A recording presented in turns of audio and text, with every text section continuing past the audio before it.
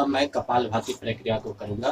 कपालभाति प्रक्रिया जो कि आपके शरीर के अंदर का जो पाचन प्रक्रिया है उसको डाइजेस्टिव सिस्टम काफी मजबूत बनाता है, डाइजेस्टिव सिस्टम को। तो आज हम लोग डाइजेस्टिव सिस्टम को मजबूत बनाने के लिए कपालभाति प्रक्रिया को करेंगे।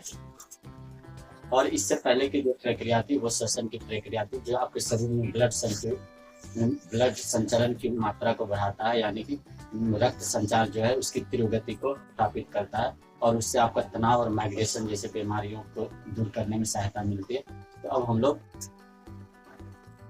कपालभाति की प्रक्रिया को दोहराएंगे। कपालभाति में याद रखें, आपको अपना ध्यान श्वास को बाहर यानी कि एक्सहेल करने पर फोकस करना है, यानी कि जितना दम लगा सके आप पेट पर लगाइए और श्वास को सिर्फ बाहर निकालने पर केंद्रित करें। श्वसन फलस्वरूप आपके अंदर चला जाएगा।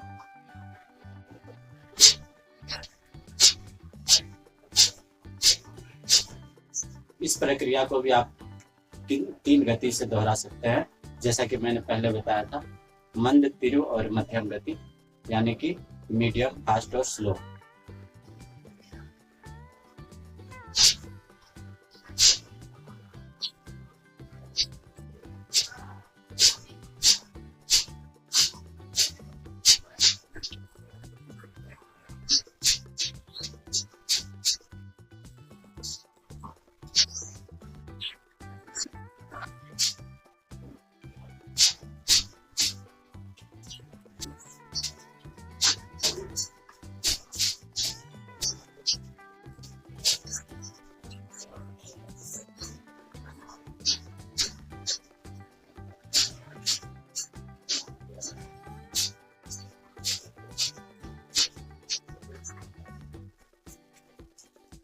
प्राणायाम की दो ही प्रक्रिया आज करूंगा मैं। वैसे प्राणायाम में आप कम से कम 10 प्रक्रिया को दोहरा सकते हैं, जिसमें कि भस्त्रिका के अलावा अनुलोम विलोम, इनके अलावा और भी कई प्रकार की क्रियाएं जो कि आप दोहरा सकते हैं। शीतलीकरण भी एक अच्छी प्रक्रिया है, क्योंकि अभी गर्मी आने के बाद आप शीतलीकरण की प्रक्रिया को करेंगे तो आपका शरीर ठंडा रहेगा। तो भस्त्रिका में ठंड में क्या जाता है, जिससे शरीर गर्म रहता है। तो अभी ना तो इतनी ज्यादा ठंड ना गर्मी है, इस वजह से मैं इस प्रक्रिया को अभी करना उचित नहीं समझता हूँ। तो अब जब हमारा प्राणायाम की प्रक्रिया हो जाता है तो अब हम लोग ध्यान पर अपना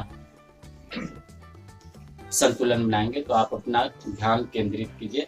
ध्यान को केंद्रित करने के लिए आप किन्हीं तीन में से किसी एक आसन पद्धति को फॉलो कर सकते हैं। तो जैसा कि आपको मैंने बताया है कि पद्मासन, सिद्धासन और सुखासन अवस्था में आप बैठकर ध्यान प्रक्रिया को कर सकते हैं।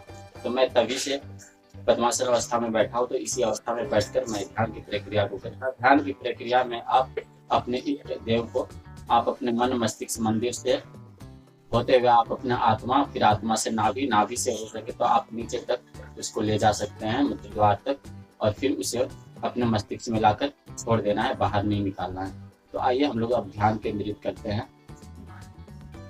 यह एक प्रकार का कुंडली जो जागृत करने की प्रक्रिया होती है उसको आरंभ करने जैसा है, लेकिन मैं इस गति को सबके लिए नॉर्मल और सामान्य तरीके से देखता हूँ। तो आप इस प्रक्रिया को इस प्रकार से कम समय में निपटा सकते हैं।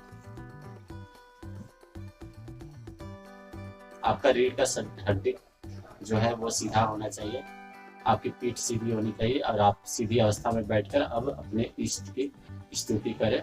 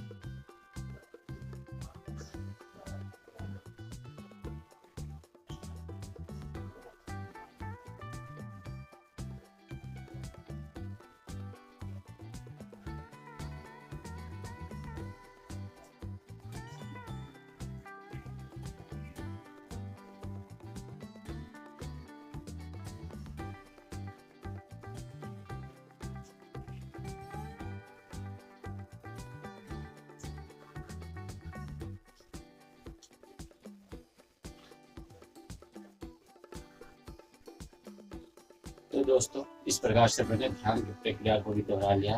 तो आइए अब हम योग की कुछ सूक्ष्म क्रियाओं को करते हैं। तो योग की सूक्ष्म क्रियाओं को करने के लिए सबसे पहले हमें अपने पैरों को थोड़ा सा आराम देंगे, क्योंकि मैं काफ़ी देर से पद्मासन अवस्था में बैठा था तो पैर अकड़ जाता। तो इस प्रकार से अब मैं नॉर्मल अवस्था में, सुखासन अवस्था में बैठकर